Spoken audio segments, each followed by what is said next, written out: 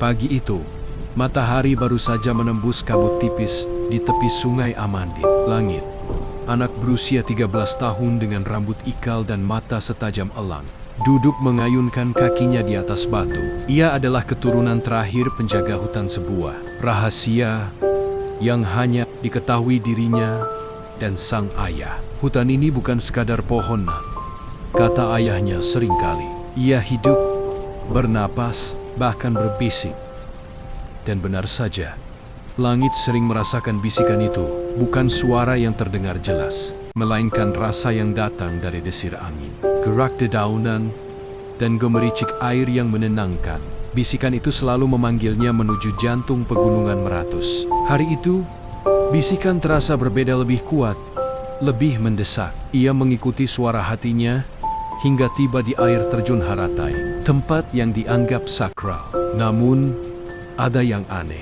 Air yang biasanya mengalir deras, kini hanya menetes pelan. Dari sela bebatuan, muncullah cahaya kebiruan yang memadat menjadi sosok perempuan anggun dengan rambut terurai, laksana air terjun. Langit, bisik sosok itu lembut. Engkaulah yang terpilih. Hutan kita sakit. Roh api bernama Kila yang menjaga kehangatan hutan telah dikurung. Tanpanya, pepohonan akan layu dan air membeku. Langit terdiam. Ia tak pernah membayangkan bahwa roh hutan benar-benar ada. Apa yang harus kulakukan? Tanyanya pelan. Kila ditawan oleh kukang hitam, roh kegelapan yang iri pada cahaya.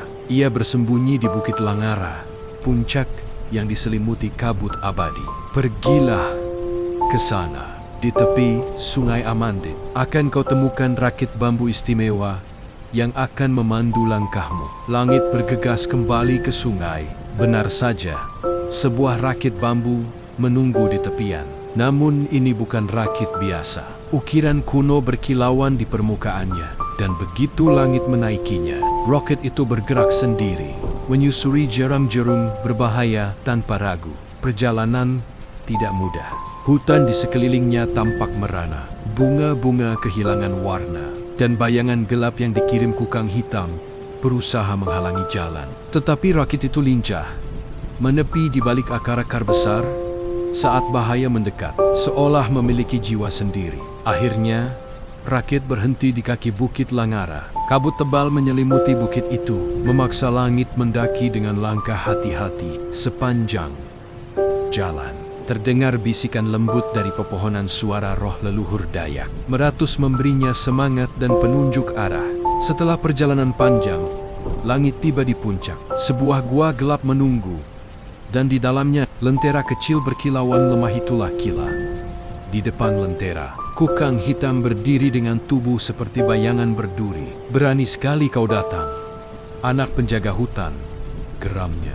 Cahaya ini milikku. Hutan akan tenggelam dalam kegelapan. Langit sadar, ia tak mungkin mengalahkan kegelapan dengan kekuatan fisik. Ia memejamkan mata, mendengarkan kembali bisikan-bisikan alam, suara sungai, napas pepohonan, rau lalawa, dan air terjun yang dulu mengalir deras. Semuanya bergema dalam dirinya.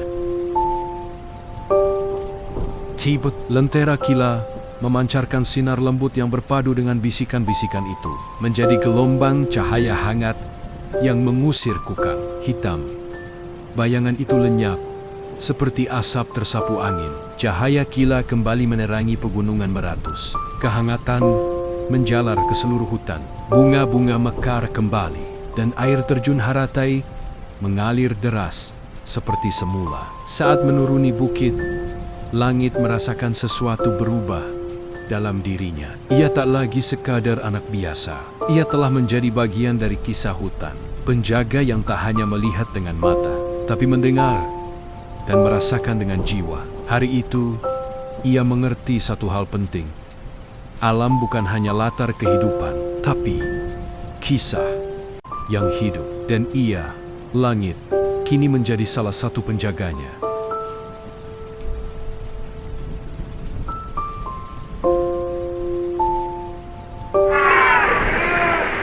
Lapisan. Di mana? Di mana?